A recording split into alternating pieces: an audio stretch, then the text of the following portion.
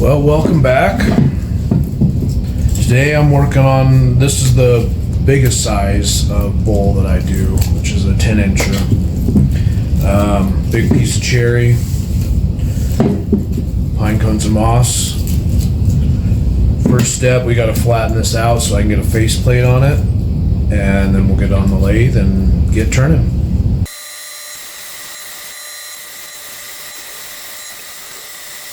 Alright, I just wanted to welcome everybody to my channel, and I'm going to try and do this voiceover thing. I don't really know if I can talk for the full 15 minutes of this video, but I'll try.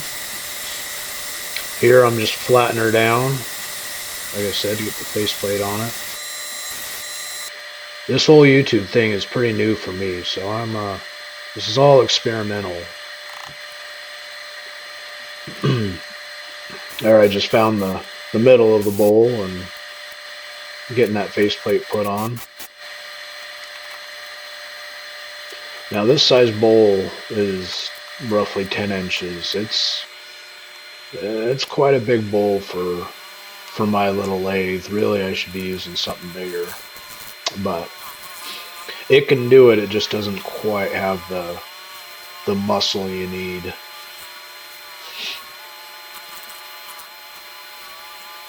Here I like that you can see the reflection of my hand in the bowl as it's spinning. That clear spot that you can see is actually where I haven't cut. As I get it round, you'll see that go away.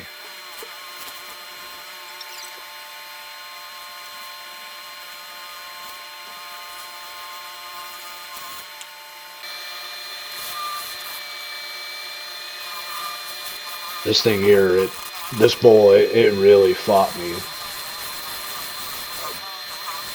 Usually this cherry wood that this bowl is made out of is probably the softest wood I like to use, but I don't know if it was the knots in it or the resin, but this one fought me quite a bit.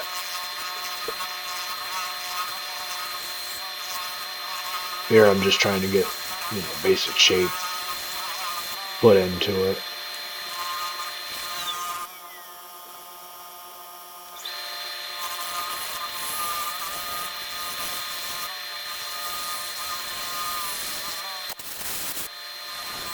I like how I just dust everything off and then cover the camera with chips.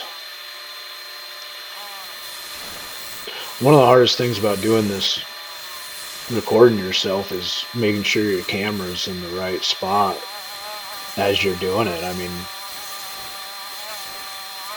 I basically stand in one place, but I move around a lot, so it's hard to make sure you have a camera rolling where you're cutting.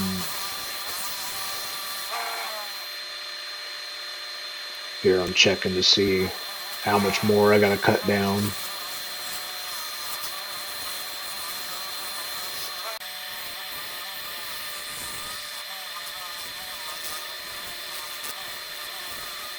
So if you all like me doing these voiceovers, let me know.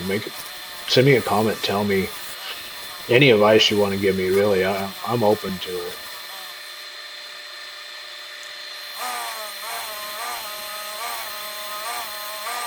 Here pretty soon my lathe is going to try and take off on me. It's kind of scary, but it just shows how inequipped this lathe is for this size of a bowl. It's about to do it. Yep, there it goes.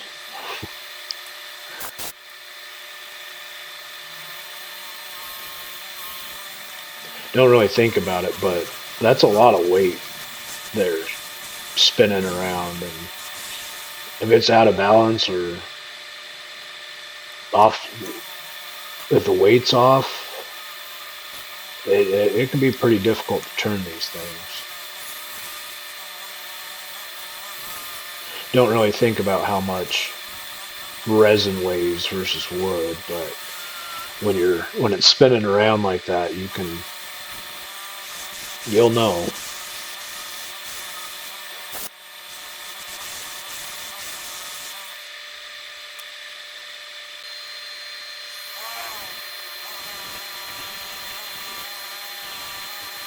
One thing I have been fighting with is the light, making sure it's not in the video, but bright enough so I can see what I'm doing and you can see what I'm doing. I remember on turning this one, I was fighting with that light quite a bit. I think you can see it a little bit later on.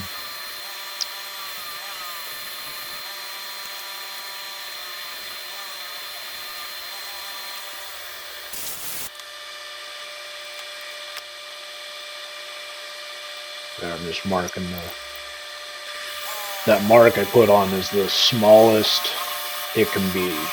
The smallest my chuck can go. So that size is, I can always go bigger, I just can't go any smaller.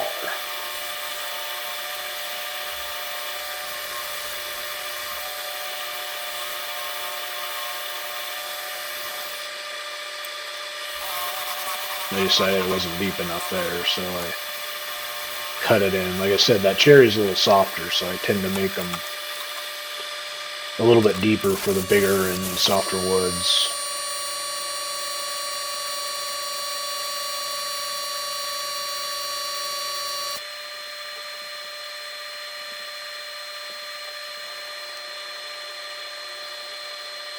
Put my mark on it, and we'll finish out the bottom here. When I'm finishing the bottom, I just sand down to 320. You know, normally it's on the wood, so you don't have to go all crazy and wet sand the bottoms. And the bottoms rub on everything, so they get beat up anyways. So I don't worry about them too much.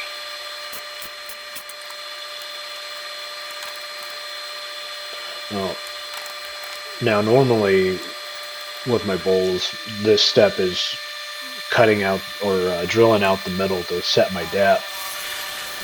But with this piece being so big here, I try and core out a lot of the inside weight first before I drill my depth. That way it's all this weight isn't spinning on that little tiny bit of wood that's on the bottom. Makes it a little safer.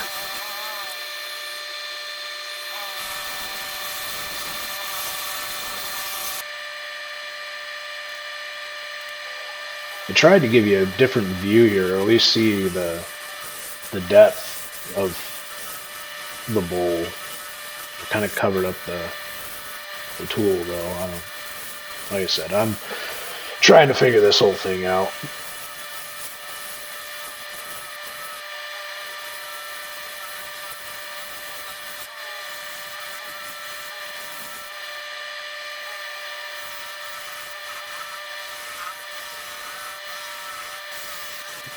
This whole process here, it took me about 3 hours to complete. That's a lot of cutting, a lot of sanding.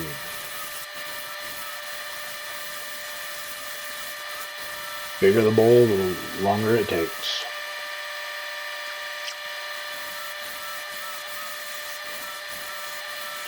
Alright, now I'll cut my depth down. This is just drilling down like this is a lot easier way to know how deep to go into the bowl, because you can measure it a little bit easier. When you're like this, it's hard to tell how deep the bottom is. You don't want to go too far because you don't want to go through the bottom of it or make it too thin.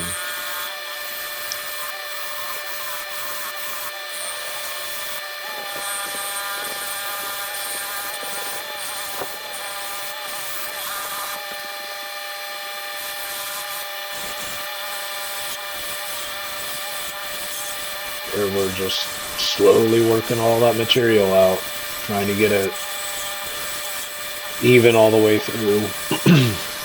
You can see me gluing there, pouring a lot of resin at once. It tends to thermal crack, and then you add all the pine cones and the moss in there and everything. It just isn't a good environment for resin to cure. So a lot of the time I get those little micro cracks in there. I hate gluing it, but it's better than just leaving it open. There's no real structural problem with those little cracks, but try and make it look a little prettier, I guess.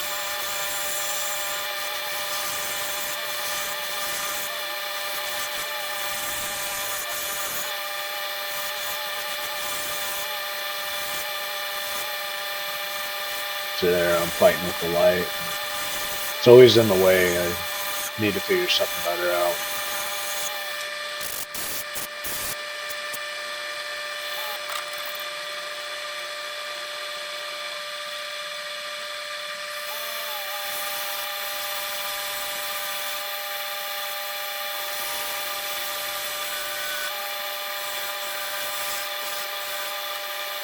Just working the little bit of last shaping in it. Should be getting really close here. Yeah. This is the most dangerous part of the whole bowl, is truing up the outside of it. I do it because I've found it helps with sanding. If that's got a little tiny bit of a off roundness to it, you'll miss it as you sand. So I always go back through and do a last cut once the bowl is done. But I have had a few of them blow up on me that way.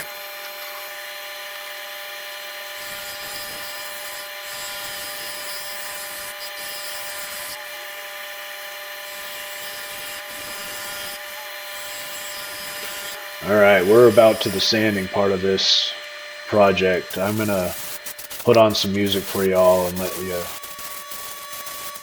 finish it that way. Just wanted to say thanks for watching, and have a good one.